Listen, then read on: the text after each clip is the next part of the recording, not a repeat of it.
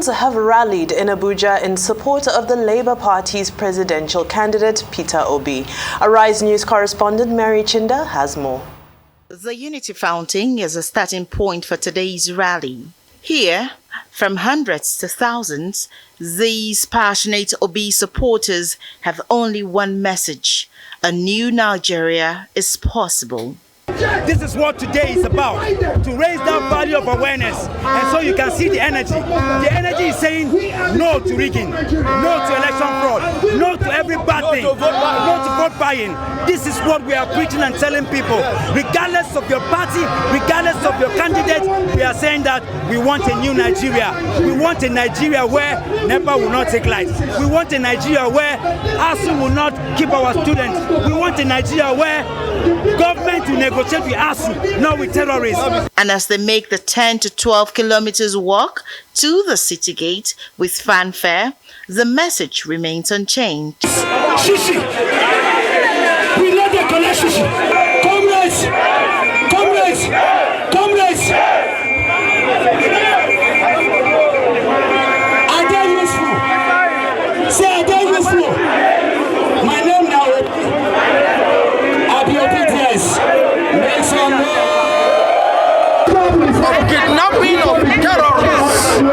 Nigerians want to be free. Our leaders have failed us. This is a land that is supposed to be flowing with oil and milk and is now flowing with tears and blood. Nigerians want to be free.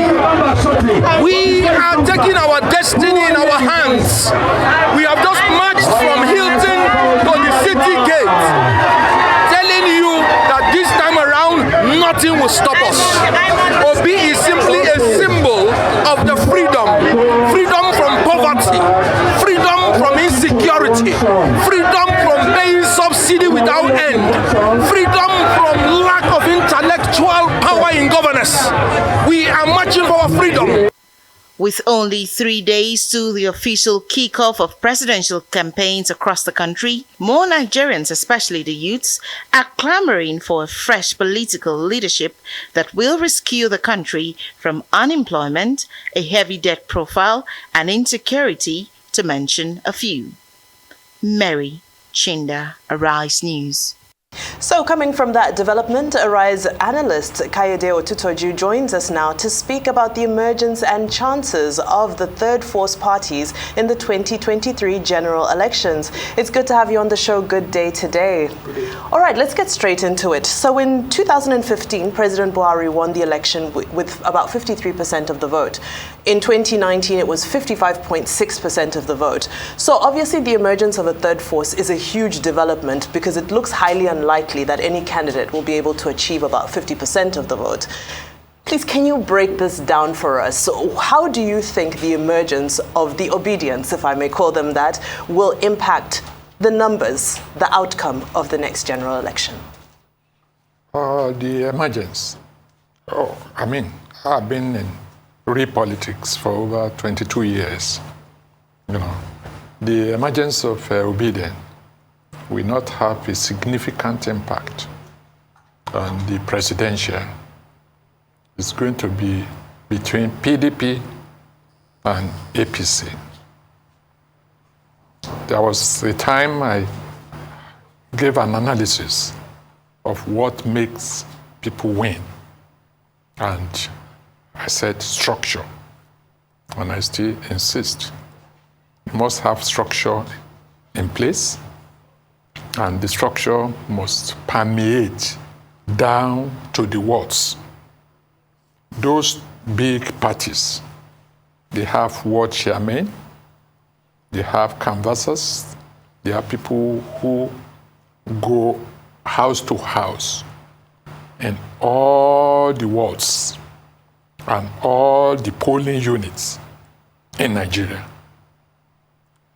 Obi is still an urban thing. And when we even talk of urban centers, not all urban centers, like in my state, there's nothing like labor among people that are contesting either rep or senate. And these are the polls. These are the people that we amass the vote for the party because they have something in it for them. They are contesting. The only labor that I saw in Ekiti, in senatorial, because I'm a participant, was Akin Oshotoku. And even the labor under which INEC published his name is ZLP, Z Labour Party. And the presidential candidate of Z Labour Party is not Peter Obi. So when you are doing election in Ekiti today, or during the time, every voter will be given 3 ballot papers on the day of national election. 1 for rep, 1 for Senate, 1 for presidential. Okay? For a party that doesn't have candidate for Senate or rep, they will vote for whoever can woo them. Okay? And for you who is just the sole candidate for that day, for presidential, and nobody has assisted you in campaigning at other levels, then your chances are close to 0. So I don't see the third force at all. And it's when the campaign starts on the 28th that you will now know the parties. All the things you see on Abuja, Onitsha, whatever, are just like when maybe MBL, that's Nigerian bottling whatever, or Guinness, is promoting a product. And it's illegal because INEC has not declared open campaign. When the campaign starts, you will separate the boys from the men. And that's when you will see the parties, APC, PDP. Now, no contestant. All the things you are seeing on the street are just one-man show that is going against the law. Because INEC has not declared a campaign. When campaign starts, that's when you will see big billboards. Some of those billboards, to cover that period, will cost you close to 10 million. Because you do the billboard, you erect it, and you pay to the government. And you must have that in nearly all local governments of the Federation. If you don't belong to those two parties as candidates, you don't have the money. Money is essence. And when it's time for the election itself, you have to get your canvasser, your party agent, and you must submit the names of your party agent to INEC. They will issue them cards that they will put, on their neck on the day of election. And those people will get there. You must give them money for water they will drink that day and how to get around the whole country. So it's not, election in Nigeria is too expensive. Forget about whether they are buying vote or not. To do the election itself and get people to vote is very expensive because of the vast, geographical area that you have to cover. So there is no third force. Well, that's a bit hard to digest, saying there's no third force. But tomorrow is a big day for the obedience. The Occupy INEC. They feel that there's alleged compromise basically, and they plan to go in their masses to various INEC offices. I'm thinking what impact that might have on the campaigns of Labour Party. You said tomorrow, and tomorrow is 27th. And the campaign starts on 28th. Yes. Am I right? So they are smart. This is the only time they can make impact. The moment everybody is let loose and they are campaigning, okay, they will get lost in the crowd. Because, this is Peter Obi, is the one tree that makes a forest. PDP, APC, they have rolled out their campaign council. Okay? APC is 422 big win. PDP had already given its own, I think, a week earlier. Nearly every one of those people is equal to Obi politically in Nigeria. How are we measuring that? How do you measure it? Your outlook in politics, what you have done. You have been a governor. These people have been governors. Some of them have been ministers. Some of them have been senators. Most of them are party chairmen. You get my point? Those are the people that when they are in the community, the community looks up to them. And during meetings, either ward meeting or local government meeting or senatorial meeting, these are the people that finance, the meetings.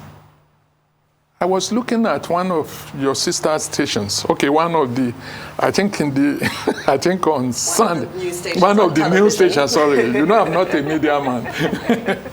And I saw in Oshun, they were distributing bags of gari, and I learned that those bags have been packaged and had been given to over 50,000 people within the next 1 or 2 months. People are hungry. You don't give leaflets and think it will, substitute for gari or money. In politics, in the villages where you don't see the obedience heading sway, people are hungry. Let's talk about these people, Mr. Otitoju, if I may. You spoke about the impact of community and the fact that a lot of, if you look at, for example, the APC Presidential Campaign Council has highly respected and highly experienced politicians, former and present, there. However, if you look at the last election, the voter turnout was 34%. The election prior to that, the voter turnout was about 40%. That's a huge voter apathy. Yeah. So we are looking at a situation where not even half of the population of Nigeria, the voting population of Nigeria, has contributed to the outcome of the last 2 elections. So is it still fair for us to say that structure is what wins elections when most people are not voting? Why can't we argue that those people might be swayed to vote for a new option that's available? Yeah, thank you. I think you have brought a big point there. Voter apathy and the importance of obedience. Obi has come to really gear people up. My own distance is still limited to the urban centers. And when you even talk of, say, the state capitals, let's say 36 state capitals, you can't see his presence, massive presence, more than 1/3 of the 36 states. At the villages, okay, people will gear up and they will mobilize. But the people who mobilize, people are the structure. They are only structure. People are only structure when they come together as association, as organization, as whatever. But when you are one, it's just a hodgepodge, and it's a rolling stone that catches, that gathers no moss. Okay? So they still have time. I mean, to be able to be regarded as thoughtful, they still have time. If they can organize at ward level, at whatever, and mobilize fund, maybe. But as it is today, it's only 2 parties, PDP, APC.